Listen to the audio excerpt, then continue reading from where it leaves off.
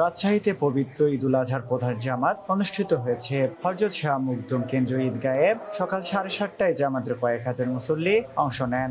এ সময় উপস্থিত ছিলেন মিজানুর রহমান মিনু ও মুস্তাফিজুর রহমান লিটন সহ প্রশাসকের ঊর্ধ্বতন কর্মকর্তারা।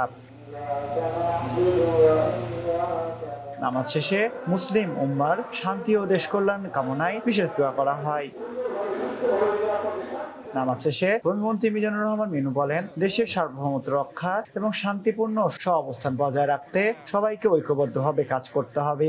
এবং বাংলাদেশ আমাদের সবার প্রিয় একটি বাংলাদেশি গণতান্ত্রিক বাংলাদেশ এবং বাংলাদেশ স্বাধীন সার্বভৌমত্ব টিকিয়ে রেখে আমাদের দেশকে আরও উন্নয়নের চরম শিখরে নিয়ে যাবে। পবিত্র ঈদুল আজহা আমরা সবাই দোয়া করছি শান্তিপূর্ণ সহাবস্থান জাতিকে নতুন দিগন্তের উন্মোচন করবে ইনশাল্লাহ। এছাড়াও নগরীর টিকাপাড়া, মহানগর ঈদগাহ ও সাহেববাজার জিরো পয়েন্টেও পৃথক ঈদের জামাত অনুষ্ঠিত হয়।